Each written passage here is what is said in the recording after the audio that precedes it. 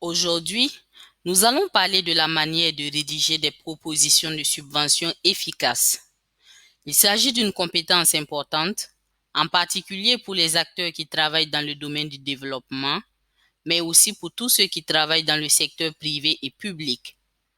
C'est une compétence qui vous aide à obtenir des ressources, qu'elles soient financières ou non. L'objectif principal de cette session est de présenter les 9 composantes d'une proposition de subvention. Les 9 éléments de base d'une proposition de subvention sont les suivants. Numéro 1, le résumé de la proposition. Numéro 2, la présentation de l'institution. Numéro 3, l'énoncé du problème ou l'identification du besoin. Numéro 4, l'objectif du projet. Numéro 5, les méthodes ou la conception du projet. Numéro 6, le suivi-évaluation du projet. Numéro 7, les modalités de gestion du projet. Numéro 8, la durabilité du projet. Et numéro 9, le budget du projet. Ce sont les 9 éléments de base d'une proposition de subvention. Le résumé de la proposition peut également être appelé abstract. La présentation de l'institution est l'endroit où l'institution articule ses antécédents et son expérience.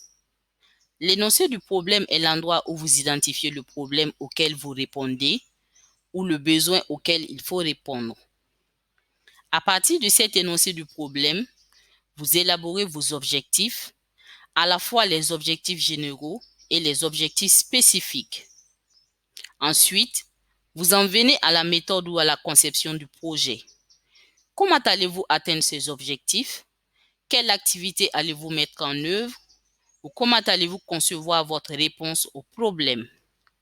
Ensuite, le suivi-évaluation. Comment allez-vous mesurer si vous êtes en mesure d'atteindre les objectifs spécifiques? Il y a les modalités de gestion du projet. Nous examinons les questions suivantes. Qui va gérer les différents projets? Quel est le type de compétences dont nous avons besoin? Qui ou quels sont les différents types de compétences au sein de l'équipe de projet qui seront utiles pour gérer cette proposition de subvention ou pour exécuter ou mettre en œuvre cette proposition.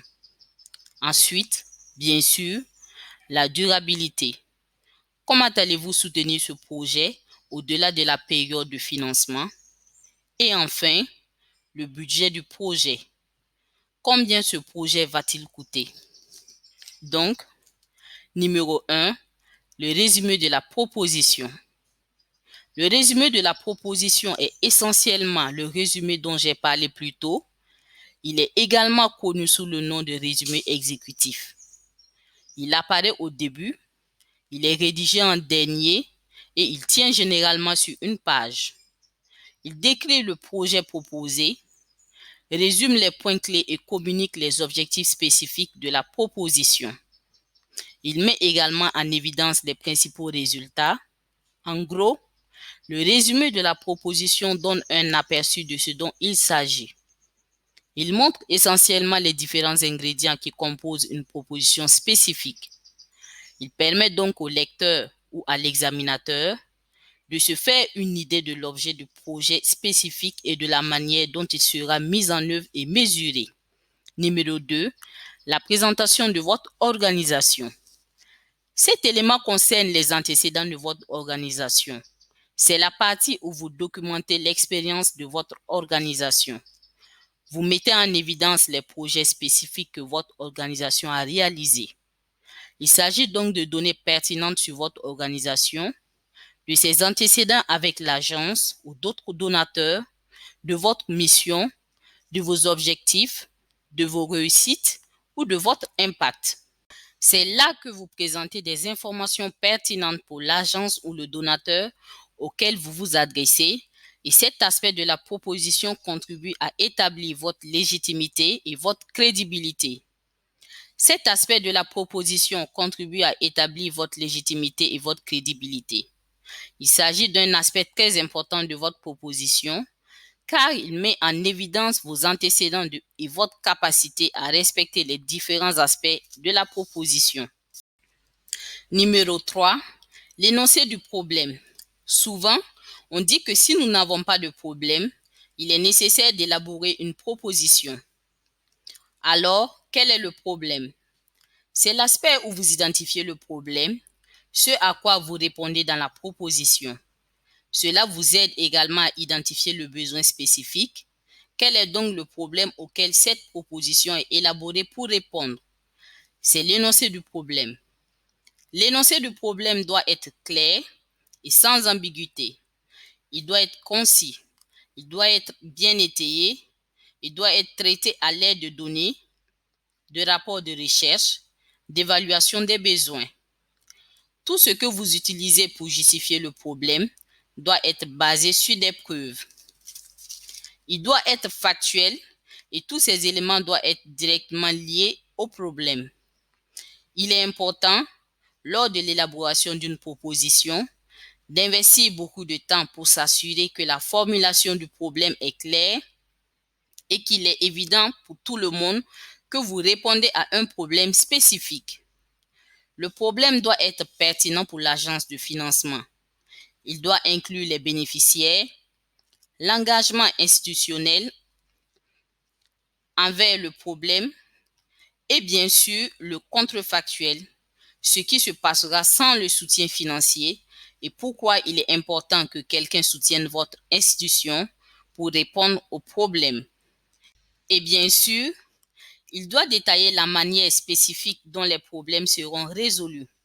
C'est donc un aspect très important d'une proposition de subvention, l'énoncé du problème ou l'identification d'un besoin spécifique. Numéro 4, objectif du projet, but et résultats souhaités. C'est donc dans ce domaine que nous examinons les différents objectifs, à la fois le but ou les objectifs généraux et les objectifs spécifiques. Quelles sont donc les activités spécifiques à accomplir pour atteindre ces objectifs?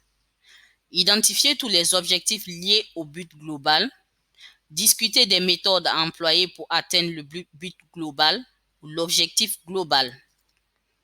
Tenez compte des quantités mesurables et référez-vous à l'énoncé du problème. Cela signifie que les objectifs de votre problème doivent s'aligner sur votre énoncé de problème. Vous devez utiliser des données vérifiables, être réaliste. Les objectifs énoncés seront utilisés pour évaluer le projet. Dans cette section, vous avez donc un but ou un objectif global et des objectifs spécifiques qui doivent être SMART, c'est-à-dire spécifiques, mesurables, réalisables, réalistes et assortis d'un calendrier, et c'est un élément très important des grandes propositions. Lorsque vous élaborez votre proposition, il est important que vous soyez clair sur votre objectif global, comme une déclaration générale de ce que vous essayez d'atteindre. Et soyez également clair sur vos objectifs spécifiques, les éléments que vous tirez de cet objectif général, et n'oubliez pas que tous ces objectifs doivent être SMART, c'est-à-dire spécifiques, mesurables, réalisables, réalistes et assortis d'un calendrier précis. Numéro 5, les méthodes et la conception de votre plan d'action. C'est donc la partie où vous mettez en évidence les différentes activités de la méthodologie par laquelle vous allez répondre aux problèmes. Comment le projet est censé fonctionner? Comment le projet va-t-il résoudre ce problème de données? C'est ici que vous mettez en évidence votre cadre logique, votre cadre, votre entrée, votre sortie, votre résultat et votre impact. Nous examinons donc ici les différentes méthodes et les différentes façons de concevoir un projet afin de répondre aux objectifs spécifiques qui s'alignent directement sur l'énoncé du problème. Numéro 6, vos dispositions en matière de gestion de projet. Nous examinons donc ici le type de compétences dont nous avons besoin au sein de notre équipe spécifique. Qui sont les membres de l'équipe dont vous aurez besoin pour mettre en œuvre un projet spécifique? Comment ce projet sera-t-il géré? Qui sera responsable de quoi? Nous parlons donc de questions de finances, d'approvisionnement, de gestion et d'environnement, de sensibilisation. Il est important d'avoir des bons membres de votre équipe alignés sur un projet spécifique pour assurer qu'ils sont capables de mettre en œuvre ce projet efficacement. Notez que l'équipe doit également être diversifiée. Elle ne doit pas seulement venir des programmes, mais aussi des finances et de l'administration. Notez que l'équipe doit également être diversifiée. Elle ne doit pas seulement venir des programmes, mais aussi des finances et de l'administration, du suivi-évaluation et bien sûr de la communication. La qualité de votre équipe de gestion de projet a un impact sur la qualité du projet lui-même en termes de mise en œuvre et de durabilité. Numéro 7, suivi et évaluation. Donc, quelles sont les mesures que vous mettez en place en tant qu'institution pour suivre les différents aspects de la proposition, pour suivre les différents aspects du projet que vous proposez, pour évaluer les différents aspects du projet? Quels sont les critères d'évaluation proposés? Est-ce que vous utilisez une approche d'évaluation finale du produit ou une évaluation finale du processus ou une évaluation d'impact? L'évaluation du produit porte sur les résultats attribués au projet. Elle permet de déterminer dans quelle mesure le projet répond aux objectifs fixés. L'évaluation du processus porte sur la manière dont le projet a été mené, sur la cohérence avec le plan d'action énoncé, sur l'efficacité des différentes activités du plan. L'évaluation de l'impact porte sur l'impact le plus important du projet, sur la vie des bénéficiaires. Normalement, les projets seuls ne peuvent pas s'attribuer le mérite d'un impact. Il est donc nécessaire de disposer d'un contrefactuel, d'un contrôle pour évaluer dans quelle mesure votre projet a eu cet impact spécifique sur votre bénéficiaire cible. Il est donc important, dès les premières étapes de votre proposition, d'être clair sur la méthodologie de suivi et d'évaluation que vous allez utiliser. Utiliserez-vous une approche d'évaluation de produit, une évaluation de processus ou une approche d'évaluation d'impact? Il y a ensuite la question du risque. Il est important d'identifier vos risques et vos hypothèses. Quels sont donc ces risques? Quels sont les facteurs qui peuvent entraver votre capacité à mettre en œuvre votre proposition? Quels sont ces facteurs de risque externes? Peuvent-ils être politiques, économiques, sociaux, de gouvernance? Il est important d'identifier les risques spécifiques et d'énoncer les différentes hypothèses sur lesquelles votre proposition est basée. Numéro 8. La durabilité du projet. Nous examinons ici les différents aspects de la pérennisation de tous les éléments du projet. Vous devez donc vous poser quelques questions cruciales. Comment le projet va-t-il se poursuivre si l'agence cesse de le financer? Comment les bénéficiaires du projet vont-ils poursuivre leur vie et les changements que le projet a apportés? Lorsque nous parlons de durabilité, nous ne parlons pas seulement de la suivi du projet au-delà de la période de financement, mais aussi de la suivi de votre institution pour développer le projet. Numéro 9, le budget du projet. Et c'est un aspect très important de la proposition. Qu'est-ce que vous budgétisez? Quels sont les différents éléments de l'activité identifiée que vous devez budgétiser? Est-ce que vous budgétisez les revenus en termes de temps du personnel? Avez-vous également indiqué que votre engagement institutionnel, que ce soit en termes d'argent ou de nature? Avez-vous d'autres partenaires institutionnels qui feront également partie de ce projet? N'oubliez pas non plus d'inclure la mesure de l'inflation. Lorsque votre projet s'étend sur une longue période dans un environnement où l'économie est assez instable, vous devez inclure dans les mesures inflationnistes des augmentations en pourcentage pour répondre aux augmentations en pourcentage des niveaux de vie. Et puis, bien sûr, vous devez justifier toutes vos dépenses. Votre budget doit s'aligner sur vos activités spécifiques. Il doit s'aligner sur vos objectifs ainsi que sur l'énoncé de votre problème, ce qui vous permettra de résoudre ce problème particulier. Il est donc important que votre budget corresponde au coût du projet et non à ce que vous souhaitez qu'il soit.